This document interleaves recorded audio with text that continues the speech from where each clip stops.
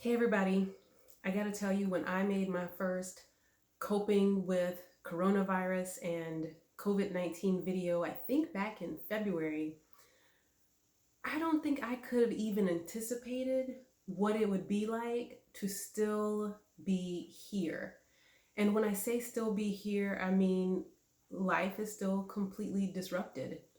And we've been in this thing for so long that some people, honestly, the depression has snuck up on them, like more and more days of not feeling like they want to get out of bed, getting really irritable and in unexpected ways, just feeling so like low energy, like you just can't snap out of it because it is this prolonged, persistent fog.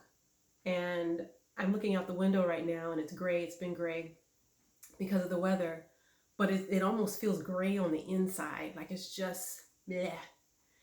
And some people, maybe in order to avoid the bad feelings, the sad feelings, the gray, have said, I don't care what y'all do, I'm going outside. And hopefully going outside with masks, but making decisions just based on saying, I can't do this anymore. I can't participate in physical distancing anymore, which we know is problematic because it continues to prolong the situation for all of us. It's kind of like, I get why my students get frustrated over these group projects because you got somebody who won't do their part. There's always people who won't pull their weight. And what we got going on right now is like one big old group project with some people not pulling their weight and they're overwhelmed, or maybe they just don't care. Either way, it's problematic. But I want to talk to those who are just really feeling the weight of this, because we have to be especially intentional. And I use this word all the time, meaning that we can't just be haphazard or hope we start to feel better magically. Like it doesn't work that way. Though, for some it might feel magical, but I assure you that there are situations or circumstances that do help. And so we have some control and we have to be intentional. So I wanted to share some of those things with you. One thing I mentioned way back in, I think, March, was identifying a project. It doesn't matter what the project is. Maybe you have, and I like the closet because so many folks have had closets, or maybe you've already cleaned out all the closets in the house, and you need a new project, learning how to bake something or learning how to grow something. And I will tell you, I had in mind that I'd have a lovely garden by now, and I don't. And I need to take time to just stop and map out all of the steps. So the thing about projects is twofold. One, it takes you away from the frustrations, the aggravation, the thoughts of everything that's going on that is out of your control. Like a lot of this frustration is that this stuff seems to be happening outside of us and we don't have any control and we don't know when it's going to end. And it's probably not going to end soon. But we can invest in something that we do have control over, like that closet, or whether or not you learn how to grow some vegetables. I really need to problem solve my garden situation.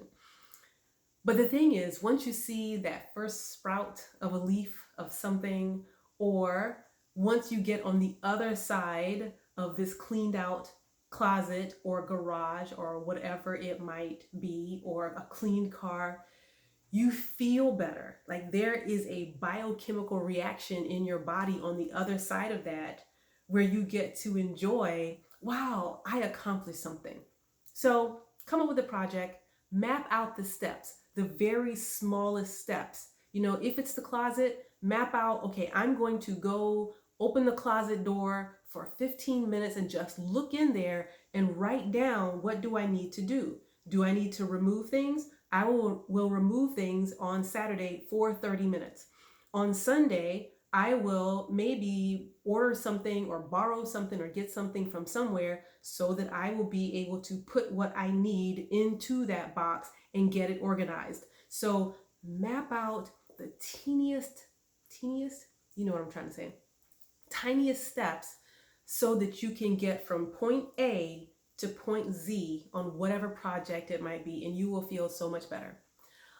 There are other kinds of things that are still distractions.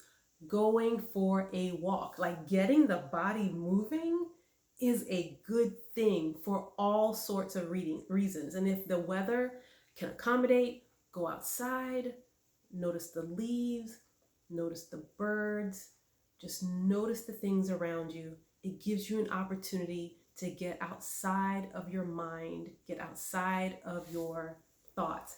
Listen to some music. I just discovered this song by, I think it's Masego Tadao. Oh my goodness. I turn that music on and I'm just in another place. I am transformed. And what happens when you listen to music, when you go outside, when you remove yourself from of everything that's going on, it just gives your body a chance to reset. And you absolutely need these moments to reset. And you will need a series of moments to reset. This is hard. Like, no one has been through anything like this before, or at least most of the current living people in our society have never been through this. There was the flu epidemic many decades ago, but most of us have no idea what we're doing right now. So step by step, hour by hour, day by day. And I'll say the last thing about thoughts. When we get in our thoughts about how this is not supposed to be like this, or I can't take this anymore, and we get overwhelmed because our thoughts will just take us to a place that's not helpful. And the problem with that is that it keeps us from being able to problem solve. It keeps us from being able to develop that closet plan. It keeps us from being able to figure out step by step, what do I need to do right now? Because we get into our minds, and where our minds can be like a hamster on a hamster wheel, and it just keeps going, it keeps going. It's going in circles. It's not going anywhere but in one big old circle. So we have to stop the thoughts. We have to stop the hamster wheel. Listen to some music. Write down the thoughts. If you feel like, but I need these thoughts, they help me somehow. I don't know. Write the thoughts down. Great. And then they will be documented. But if they stay in your head, they slow you down from being able to do the things that you need to do, from being able to come up with a plan, from being able to take care of your responsibilities, because a lot of us do still have some responsibility, either for work or family, for our health. We need to come up with a plan for how we might go outside and get some exercise. Like for me, it is I get up in the morning and I have to take the clothes out and put them out, because at least if I see them, I'm more likely to exercise. So we have to be able to think about how we're going to take care of ourselves. Now, I got to tell you, if you really just feel like you can't get out of bed and you don't want to do anything, or you don't want to be bothered, then honor that. That's part of taking care of yourself, that no matter what everyone else is saying about what you should do or where you need to be, if you need to just rest for a little while, get some rest. You guys take care. Be great.